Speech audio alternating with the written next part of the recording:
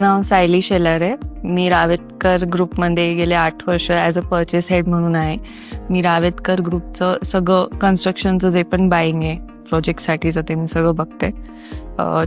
छोटी गोष्ट असू दे, म्हणजे खेळांपासनं आम्ही सगळे DG असो, ट्रान्सफॉर्मर असो, लिफ्ट असो, RMC वगैरे सगळं बाईंग मी बघते. इथे जेव्हा मी सुरुवातीला आले होते तेव्हा 2 प्रोजेक्ट चालू होते. आत्ता करीबन 10 प्रोजेक्ट्स ऑनगोईंग आहेत. पण जेव्हा मी जॉईन केलं होतं तेव्हा पियुषा आणि सुवर्णा हे 2 प्रोजेक्ट होते. तर पियुषा माझा इथला फर्स्ट प्रोजेक्ट होता. सो तो मला नेहमी इथे लक्षात राहतो आणि तो माझ्या नेहमी असं क्लोज पण आहे की हां, तो माझा इथला फर्स्ट प्रोजेक्ट आहे आणि तो आम्ही हँडओव्हर केला आहे, असं त्याचे छान आहे माझ्या डोक्यात एक मेमरी म्हणून. ॲक्च्युली ती स्किल पण म्हणता येईल की वेंडर्सला कसं हँडल करायचं आणि एक ती स्ट्रॅटेजी पण असते. पण खूप वेंडर्सबरोबर तुम्हाला खूप पेशंटली हँडल करायला लागतं त्यांना, कारण साईटवर मटेरियल कधी कधी एकदम अर्जंटली रिक्वायर्ड असतं की नाही आम्हाला संध्याकाळमध्ये हे पाहिजेच आहे. सो तुम्हाला वेंडरशी तेवढं चांगलं रिलेशन्स ठेवावे लागतात, जसं ते आम्ही फोन केला की ते इमर्जन्सी समजू शकतात आणि ते तसं पाठवतात. आणि त्यांच्यासाठी आम्ही एस्पेशली असं दिवाळीचे गिफ्ट्स असतात किंवा कोणताही प्रोजेक्ट लॉन्च असेल किंवा हँडओव्हर सेरेमनी पण असते, तेव्हा आम्ही कधी त्यांना विसरत नाही, कारण जेवढं आम्ही वर्क करतो प्रोजेक्टवर तेवढं त्यांचं पण इन्व्हॉल्वमेंट असते. सो आम्ही मेक शुअर की हँडओव्हरला किंवा इनॉग्रेशनला आम्ही त्यांना इन्व्हाइट करतो.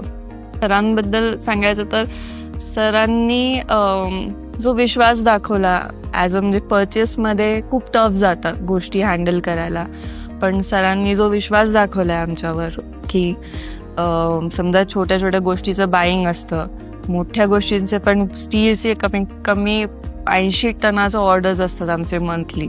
सो खूप गोष्टी आहेत, पण सरांनी कधी असं विचारलं नाही हे का किंवा असं का, हे त्यांनी कधीच विचारलं नाही. त्यांनी खूप विश्वास दाखवला की समजा काही बाईंग असेल, समजा मी 2 रुपयांनी जास्तीने ती गोष्ट बाय केली तर सरांनी कधी असं विचारलं नाही की हे तू का केलंस, कारण एवढा त्यांचा विश्वास आहे, एवढा त्यांनी विश्वास दाखवला पण आहे.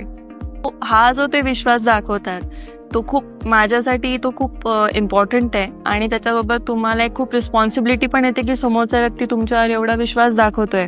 सो तुम्ही तुमच्यावर तेवढी रिस्पॉन्सिबिलिटी पण येते की oh my God, I have to work harder now, because ते एवढं आपल्याला ट्रस्ट करतात. आणि दुसरी गोष्ट की माझं सुरुवातीपासनं जेव्हा माझं जस्ट लग्न झालं होतं तेव्हा मी ते जॉईन झाले होते. आणि म्हणजे ती जर्नी आणि ही जर्नी खूपशी मी एकत्रच करते. सो त्याच्यानंतर माझी प्रेग्नन्सी पण झाली आणि त्याच ह्याच्यामध्ये मी 9 मंथ्सपर्यंत इथे येत होते, वर्किंग करत होते. तेव्हा मी असेच कामात बिझी होते आणि सर बोलले तू अजून इथे काय करतेस, तू इथे आता तू येऊ नकोस, तू घरी जाऊन रेस्ट कर. सो त्यांना ॲक्च्युली लोकांना कसं तू जितक्या वेळ मी येते त्यांच्यासाठी ते चांगलंच होतं, पण त्यांनी ती काळजी घेणं आणि ते बोलणं की वाय आर यू हिअर, तू घरी जा आणि तू रेस्ट कर. सो ते जरा मला छान वाटलं किंवा की नाही फक्त एम्प्लॉई असं नाही, ॲज अ फॅमिली ऑल्सो ते विचार करतात. 5 वर्षामध्ये म्हणजे मी जे 5 वर्षामध्येच आम्ही इतकं ग्रो केलं आहे की अजून पुढचे 5 ते 10 वर्षात कंपनी खूपच ग्रो करणार आहेत. अजून खूप मोठे आणि छान प्रोजेक्ट्स आमचे अपकमिंगवर आहेत. सो येस, फ्युचर तर ऑफकोर्स खूपच छान आणि ब्राईट आहे.